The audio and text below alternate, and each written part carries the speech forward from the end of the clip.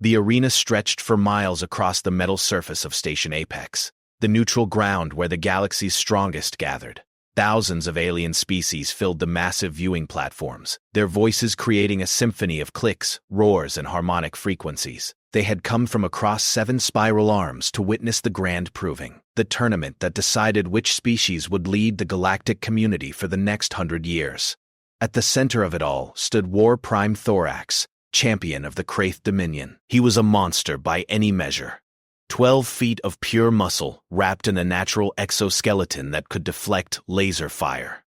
His forearms ended in claws that could tear through starship hulls. His species had ruled the galaxy for 40,000 years, and looking at Thorax, no one questioned why. He was evolution's perfect weapon. The current match was almost over. A Quellan warrior, a skilled fighter with 4 arms and decades of training, lay broken at Thorax's feet. The Kraith champion had barely moved during the fight. One punch, that was all it took. Pathetic, Thorax rumbled, his voice like grinding stone. The translator chips embedded in every spectator's ear converted his words into thousands of languages simultaneously. Is there no one in this galaxy who can challenge the Kraith? The crowd roared, some in approval, others in frustration. The Vryn delegation, beings made of living crystal, remained silent. The insectoid Zex collective buzzed nervously. Even the proud Dravian Empire, who had sent their best warrior 2 matches ago, hung their heads in shame. Ambassador Ziatra watched from the Kraith command box, satisfaction evident in the way his mandibles clicked together. He was older than Thorax, his exoskeleton marked with scars from 1,000 battles. As chief counselor of the Kraith Dominion, he had seen 30 grand provings. His species had won every single one. Another century of Kraith rule, Zethra said to his aide. As it should be. As it always will be. Ambassador, his aide said hesitantly, pointing at the scanner display. There's an unknown vessel entering orbit. Zathra glanced at the readings and laughed. The ship was tiny, primitive. Its hull was made of simple titanium alloys. Its weapons were chemical-based projectiles. By galactic standards, it was a toy. Who would be foolish enough to arrive in such a vessel? They call themselves humans. From a planet called Earth. They achieved faster-than-light travel only 3 months ago. The entire command box fell silent, then erupted in laughter. A species that had just discovered FTL. They were infants, babies taking their first steps into a galaxy full of giants. Are they requesting to participate in the proving? Zathra asked, barely able to contain his amusement. Yes, Ambassador. They say they come representing their species. Zathra thought for a moment. The proving was open to all species by ancient law. Refusing them would be a violation of the sacred rules. Besides, the crowd would enjoy watching Thorax crush these newcomers. It would be entertaining. Grant them landing permission, Zethra ordered. Let us see what these humans have to offer. 30 minutes later, the human shuttle landed in the arena's docking bay. The crowd pressed forward, curious to see what species would be arrogant enough, or stupid enough, to challenge Thorax with such primitive technology. The shuttle door opened. A single figure stepped out. She was small. Absurdly small. She stood barely 5.5 feet tall, which meant she would reach only to the middle of Thorax's chest. Her skin was brown, her hair pulled back in a tight bun. She wore simple clothing, what humans called a military uniform, in mottled green and brown patterns. On her chest, a name tag read, SGT. M. Riaz. The crowd's reaction was immediate. Laughter echoed through the arena. Some species made sounds of pity. Others checked their translator chips, certain there had been a mistake. Surely the humans hadn't sent this tiny creature as their champion. Staff Sergeant Maria Reyes walked calmly across the arena floor, seemingly unconcerned by the mockery surrounding her. She carried a simple backpack and what appeared to be a primitive kinetic weapon on her hip. Her face showed no fear, no nervousness, just calm focus. Thorax stared down at her from the champion's platform. This is the best your species can offer? Maria looked up at him, hands on her hips. When she spoke, her voice was steady. I'm what Earth sent. That a problem? You are barely worthy of being called prey, Thorax said. I will try not to kill you too quickly. It would disappoint the crowd. Maria smiled. It was not a friendly smile. Yeah? We'll see about that. The betting markets across the galaxy erupted into activity. The odds for the human survival were set at 10,000 to 1. Most bets were on how many seconds she would last. The longest estimate was 30 seconds. In the command box, Zathra leaned forward. Something about the human's confidence bothered him. She should be terrified. She should be begging for mercy. Instead, she looked ready. Begin the match, the arena master announced. Thorax raised all 4 arms, each one crackling with energy shields. The human reached for her backpack. The galaxy was about to learn a hard lesson. Being the strongest wasn't everything. The arena fell silent. 50,000 aliens held their breath as the match timer began. Thorax didn't wait. He charged forward with shocking speed, his massive feet cracking the metal floor with each step. For a creature his size, he moved like lightning. Maria didn't run. She didn't even flinch. At the last possible second, she dropped flat to the ground and slid forward on her belly, passing directly between Thorax's legs. As she slid beneath him, her hand whipped out, a flash of silver. A monomolecular combat knife sliced across the back of Thorax's knee joint, finding the tiny gap where his exoskeleton plates connected. Purple blood sprayed across the arena floor. Thorax roared in surprise and pain. He spun around, but Maria was already rolling away, coming up to her feet 10 yards behind him. She held the bloody knife loosely in one hand, her expression calm. First blood, she said quietly. The crowd erupted. Aliens jumped to their feet, their various sounds of shock creating a deafening wave. In 40,000 years of Kraith dominance, no one had drawn first blood in under 5 seconds. In the command box, Zathra's mandibles stopped clicking. He leaned forward, his eyes fixed on the small human. Impossible, he whispered. Thorax touched his leg, looking at his own blood on his claws. The wound wasn't serious, just a scratch to a Kraith warrior. But the shock of it made him pause. No one had made him bleed in 3 consecutive provings. You are faster than you look, human, Thorax admitted. But tricks will not save you. He charged again, this time more carefully. Maria ran toward the arena's support pillars, massive columns that held up the viewing platforms. She ducked behind one just as Thorax's fist crashed into it, leaving a crater in the reinforced metal. What followed was something the galaxy had never seen before.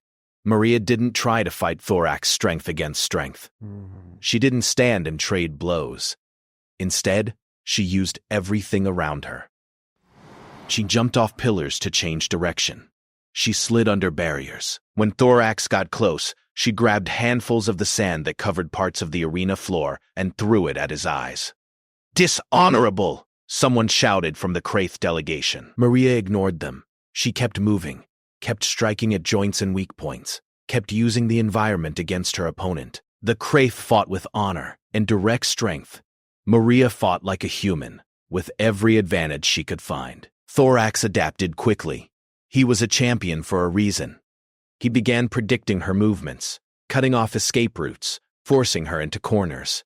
Finally, he had her trapped against a wall, with nowhere to run. Now you face me properly, Thorax said, all 4 arms raised for a crushing blow. Maria reached behind her back. When her hand came forward, she held something the aliens didn't recognize. A crude human weapon, black metal, wooden stock, 2 barrels. Yeah, Maria said, raising the shotgun. Let's do this properly. She fired both barrels directly into Thorax's knee joint at point-blank range. The armor-piercing slugs, primitive by galactic standards but devastatingly effective, tore through the gap Maria had already weakened. Thorax's leg buckled. He crashed to one knee, roaring in pain and fury. The crowd went insane. Half the species present had never even heard of chemical projectile weapons. They seemed so primitive, so crude. But they worked. Illegal weapons, Zatra shouted into the communications channel. She's using illegal technology.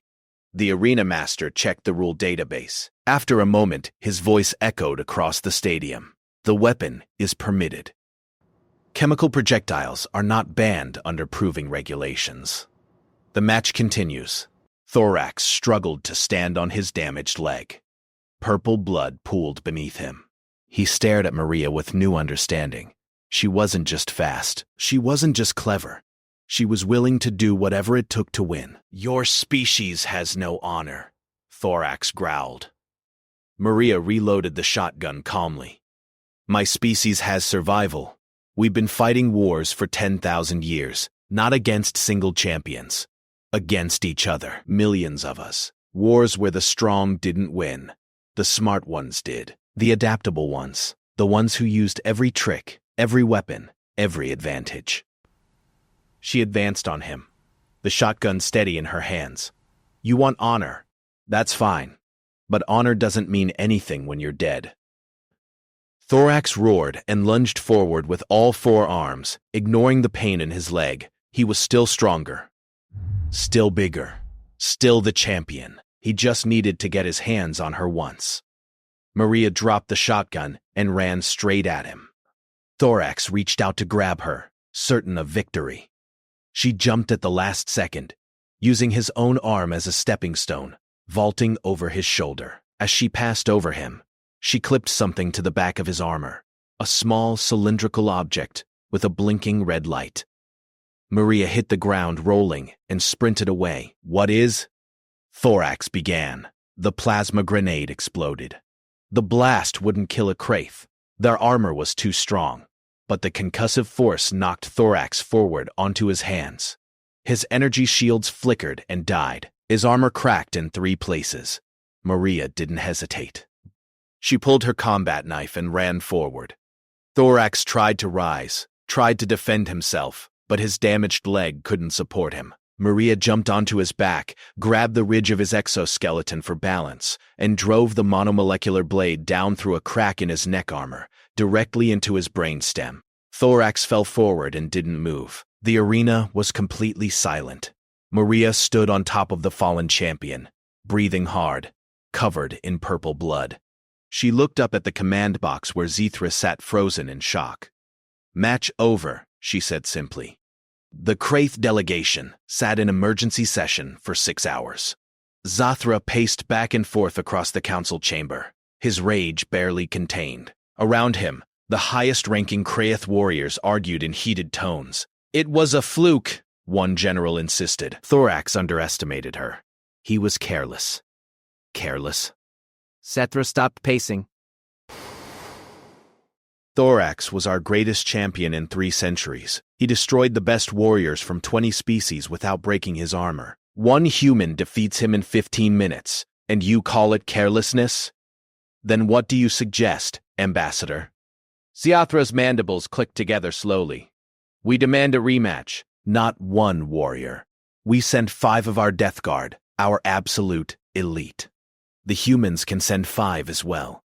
We proved that their victory was nothing but luck and primitive treachery. The council agreed unanimously. The challenge was issued within the hour. To everyone's surprise, the humans accepted immediately. 2 days later, the arena had been reconfigured into an urban warfare simulation. Buildings, streets, underground tunnels, a complete city environment covering 10 square miles. The rules were simple. Last team standing wins. No time limit. The Kraith Death Guard entered first. 5 warriors, each one nearly as powerful as Thorax. They wore enhanced armor and carried energy weapons. They moved with perfect coordination, their tactics refined over thousands of years of warfare. The crowd watched them take position and felt their confidence return. 5 Kraith warriors could conquer a planet. 5 humans wouldn't stand a chance.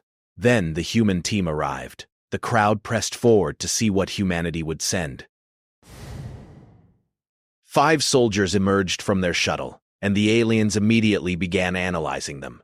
The first was a tall woman with cold eyes, carrying a long-range rifle with a scope. Her uniform identified her as Marine Scout Sniper Chen. The second was a broad-shouldered man covered in weapons and tactical gear. Navy SEAL Rodriguez looked like he was built for close combat. The third was a wiry man with a scarred face, carrying bags of equipment. Combat Engineer Williams grinned at the cameras, like this was a game. The fourth was a lean woman who moved like liquid shadow. Army Ranger Jackson's eyes constantly scanned the environment, cataloging every detail. The fifth member made the crowd fall silent in confusion. He was young, maybe 19 Earth years, thin, wearing glasses, carrying no weapons at all, just a large backpack full of electronic equipment. His name tag read, Park, K. ARSPANGR SASPAGR. They sent a child? Zathra said in disbelief. An unarmed technician? The human commander who had come to observe smiled. He's an expert. You'll see. The match began. The Kraith Death Guard moved through the simulated city like a precision machine. They established a defensive perimeter, set up overlapping fields of fire, and began a systematic sweep. Their sensors detected no human life signs. The thermal imaging showed nothing. Even their motion detectors remained silent. "The humans are hiding," the Death Guard leader said. "Cowards. They advanced. 3 blocks." Nothing. Then William's first trap activated. A building collapsed as carefully placed charges detonated, burying 2 Kraith warriors under tons of rubble. They survived. Kraith armor was incredibly strong, but it took them precious minutes to dig themselves out. "Contact!" one warrior shouted. A single gunshot rang out. A Kraith warrior's helmet shattered as Chen's armor-piercing round struck from 800 yards away. The warrior survived but fell back, his sensors damaged. The Death Guard charged toward the sniper's position, their weapons blazing. When they reached the building, they found it empty. Just a remote rifle mount that Chen had fired by wire and abandoned. "They're playing games with us," the Death Guard leader snarled. More traps. More ambushes. The humans never fought directly. They hit and ran. They used the Krayit's own strength against them. Energy weapons that missed their targets struck support beams, causing buildings to collapse. Heavy footsteps triggered motion sensor mines. Superior Krayit sensors were useless when Kevin hacked into the arena's systems and fed them false thermal signatures. 47 minutes into the match, the Death Guard had lost all coordination. They were separated, frustrated, jumping at shadows. Rodriguez took down one warrior in an ambush from a sewer tunnel. Jackson used a building's ventilation system to drop a plasma charge directly onto another warrior's head. The final 3 Kraith regrouped in a plaza, standing back to back, weapons ready. They were still dangerous, still deadly. But now they were afraid. "Where are they?" one warrior whispered. Kevin's voice came over the arena's loudspeaker system. He'd hacked that, too. "Behind you. Above you. Below you. Everywhere." All the lights in the simulated city went dark. In the darkness, the humans struck. Night vision goggles gave them the advantage. Coordinated fire from 4 directions. The Kraith fought back blindly, their energy weapons lighting up the plaza like fireworks. But they were shooting at nothing. When the lights came back on, all 3 remaining Kraith warriors were on the ground, stunned by electromagnetic pulse charges. The humans stood in a circle around them, weapons ready. The Death Guard leader looked up at Rodriguez. "How? You're weak. Your weapons are primitive. Your bodies are fragile. How did you defeat us?" Rodriguez lowered his weapon. "Because we don't fight as individuals. We fight as a team. Every human here is good at something different. Chen shoots. Williams builds traps. Jackson scouts. I break things, Kevin thinks. Alone, each of us would lose to any one of you." He gestured at his team. "But we're never alone. That's what you don't understand. Humans are weak individually. So we stopped trying to be strong alone. We became strong together." In the command box, Zathra sat in silence. Around him, the Kraith Council looked shaken. For 40,000 years, they had believed strength was everything. Individual power, personal superiority. The humans had just taught them a terrifying lesson. Cooperation beats strength. Every single time. The Galactic Council convened an emergency session 3 days after the second human victory. Representatives from 400 species filled the massive chamber on Station Apex. The tension in the room was thick enough to cut with a knife. Some species demanded that humans be banned from future provings. Others wanted them removed from the galactic community entirely. A few aggressive species even suggested military action before humanity became too powerful. Ambassador Ziatra sat in the Kraith delegation, silent. He had spent 3 days watching recordings of both matches, analyzing every move the humans made. What he saw disturbed him more than any defeat ever could. The Vryn representative, an ancient being of living crystal named Elder Shard, raised a limb for attention. The chamber fell quiet. The Vryn were older than most species in the galaxy, and their wisdom was respected. In 40,000 years, Elder Shard said, their voice like wind chimes, no species has ever asked the Kraith a simple question. Why do we fight? We fight to prove strength, Zithra said. To establish order. To determine who leads. And what has that brought us? Elder Shard gestured at the assembled species. 40,000 years of stagnation. We measure ourselves by combatability. We compete instead of cooperate. We have made no significant advancement as a galactic community in millennia. Before Zothra could respond, the human delegation requested permission to speak. Commander Sarah Chen stepped forward, the same woman who had commanded the sniper in the second match. We'd like to propose something, Chen said calmly. End the proving entirely. The chamber exploded with shocked voices. The proving had existed for longer than most species had records. It was tradition, sacred law. Chen waited for silence, then continued. Replace it with something better. Collaborative challenges. Engineering competitions where species work together to solve problems. Medical research tournaments. Rescue simulations. Diplomatic scenarios. Test cooperation instead of combat. Weakness, a Dravian representative spat. You want us to become soft? No, Chen said. We want you to become efficient. On Earth, humans are individually weak. We're not the strongest, fastest, or toughest. We're not even the smartest individually. But we learned something important. Specialization through cooperation is better than individual strength. She activated a holographic display showing images from Earth. Hospitals, factories, spacecraft, cities. A human doctor can't fight, but they keep fighters alive. An engineer can't explore, but they build ships for explorers. A farmer can't do research, but they feed researchers. We turned our entire species into a single cooperative organism. Every human contributes what they're best at. We cover each other's weaknesses. The Quellan representative leaned forward. And you think this cooperation makes you stronger than species like the Kraith? We just proved it does, Chen said simply. Twice. Zathra stood slowly. The chamber fell silent. When the Kraith ambassador spoke, everyone listened. The human is correct, Zithra said. Gasps echoed through the room. I have studied their tactics, their weapons, their philosophy.